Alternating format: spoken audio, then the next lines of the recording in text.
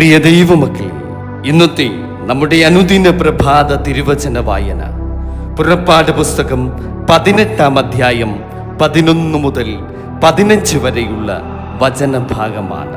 ജീവിത ഭാരങ്ങൾ കൊണ്ട് തളർന്നു പോകുന്ന ഓരോ വ്യക്തിക്കും ദൈവം ഇന്ന് സംസാരിക്കുന്ന ശക്തമായ ഒരു സന്ദേശ ഭാഗമാണിത്. ഈ വീഡിയോ അവസാനം വരെ ശ്രദ്ധയോടെ കേൾക്കൂ. കാരണം ദൈവം നിങ്ങളുടെ ഹൃദയത്തോട് സംസാരിക്കുവാൻ പോവുകയാണ്. യഹോവ സകല ദേവന്മാരിലും വലിയവൻ എന്നു ഞാൻ ഇപ്പോൾ അറിയുന്നു. അതെ, ഇവരോട് അവർ അഹങ്കരിച്ച കാര്യത്തിൽ തന്നെ മോശയുടെ അമ്മായിയപ്പനായ യിത്രോ ദൈവത്തിന് ഹോമവും ഹനനയാഗവും കഴിച്ചു. അഹരോനും ഇസ്രായേൽ മൂപ്പന്മാരെല്ലാവരും വന്ന് മോശയുടെ അമ്മായിയപ്പനോട് കൂടെ ദൈവസന്നിധിയിൽ ഭക്ഷണം കഴിച്ചു. പിറ്റേനാൾ മോശ ജനത്തിനു ന്യായം വിധിപ്പാനിരുന്നു. ജനം രാവിലെ തുടങ്ങി വൈകുന്നേരം വരെ മോശയുടെ ചുറ്റും നിന്നു. അവൻ ജനത്തിനു വേണ്ടി ചെയ്യുന്നതൊക്കെയും മോശയുടെ അമ്മായിയപ്പൻ കണ്ടപ്പോൾ, നീ ജനത്തിനു വേണ്ടി ചെയ്യുന്ന ഈ കാര്യം എന്ത്? നീ ഏകനായി വിസ്തരിപ്പാനിരിക്കുകയും ജനമൊക്കെയും രാവിലെ തുടങ്ങി വൈകുന്നേരം വരെ നിന്റെ ചുറ്റും നിൽക്കുകയും ചെയ്യുന്നത് എന്ത് എന്ന് അവൻ ചോദിച്ചു. മോശ തന്റെ അമ്മായിയപ്പനോട്, ദൈവത്തോട് ചോദിപ്പാൻ ജനം എന്റെ അടുക്കൽ വരുന്നു. ആമേൻ, ഹല്ലേലൂയ. കർത്താവിനാൽ അനുഗ്രഹിക്കപ്പെട്ടവരെ, പ്രിയ ദൈവമക്കളെ, ഈ വചനഭാഗത്തിൽ നമ്മൾ കാണുന്നത് മോശയെ ദൈവം ഉപയോഗിച്ച ഒരു വലിയ മനുഷ്യൻ, അത്ഭുതങ്ങൾ കണ്ടവൻ, ജനത്തെ നയിച്ചവൻ.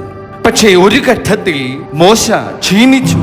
കാരണം അവൻ എല്ലാം ഒറ്റയ്ക്ക് ചെയ്യുവാൻ ശ്രമിച്ചു. ജനങ്ങളുടെ പ്രശ്നം, അവരുടെ വിധി നടപ്പാക്കൽ, ഇവയെല്ലാം താൻ ഒറ്റയ്ക്ക് തന്നെ ചെയ്യുകയും ആത്മീയ ഉത്തരവാദിത്വം എല്ലാം ഒറ്റയ്ക്ക് വഹിക്കുവാൻ ശ്രമിച്ചപ്പോൾ അവൻ തളർന്നു. അപ്പോഴാണ് യിത്രോ ഒരു വലിയ ആത്മീയ സത്യം പറയുന്നത്.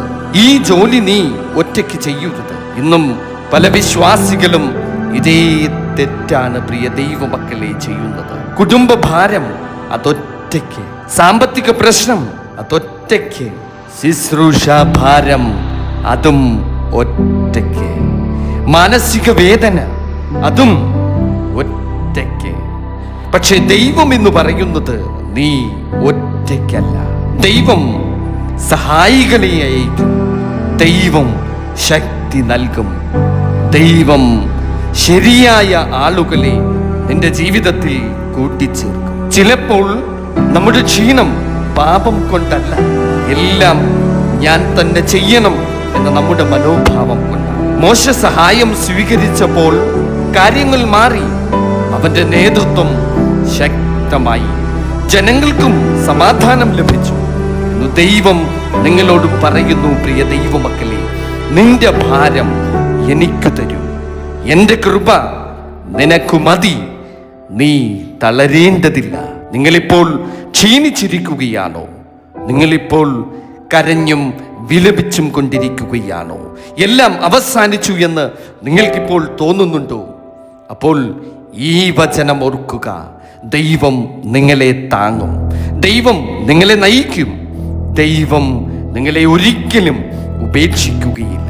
കരുണാനിധിയായ ഞങ്ങളുടെ സ്വർഗസ്ഥ പിതാവാം ദൈവമേ, ഇന്ന് ഈ സന്ദേശം കേൾക്കുന്ന ഓരോ മകനെയും ഓരോ മകളെയും ഞങ്ങൾ അങ്ങയുടെ കരങ്ങളിൽ സമർപ്പിക്കുന്നു. ഭാരങ്ങൾ കൊണ്ട് തളർന്നിരിക്കുന്നവരെ അവിടുന്ന് സ്പർശിക്കണം. ഒറ്റയ്ക്കു കരയുന്നവരെ ആശ്വസിപ്പിക്കണമേ. ക്ഷീണിച്ച മനസ്സുകൾക്ക് പുതിയ ശക്തി നൽകണമേ. കർത്താവേ, ഞാനെല്ലാം ഒറ്റയ്ക്ക് വഹിക്കണം എന്ന ചിന്ത, ആ ചിന്ത തമ്പുരാനെ എന്നിൽ നിന്ന് അകറ്റണമേ. സഹായം സ്വീകരിക്കുവാൻ അവിടുന്ന് വിനയം നൽകണമേ.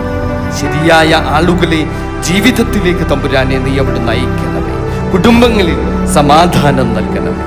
സാമ്പത്തിക അത്ഭുതങ്ങൾ തമ്പുരാനെ നീ അവിടുന്ന് ഞങ്ങൾക്കായി നടത്തണമേ. രോഗശാന്തി ഉണ്ടാകണമേ തമ്പുരാനെ.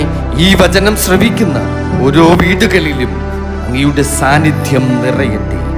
യേശുവിൻ്റെ വിലയേറിയ നാമത്തിൽ പ്രാർത്ഥിക്കുന്നു.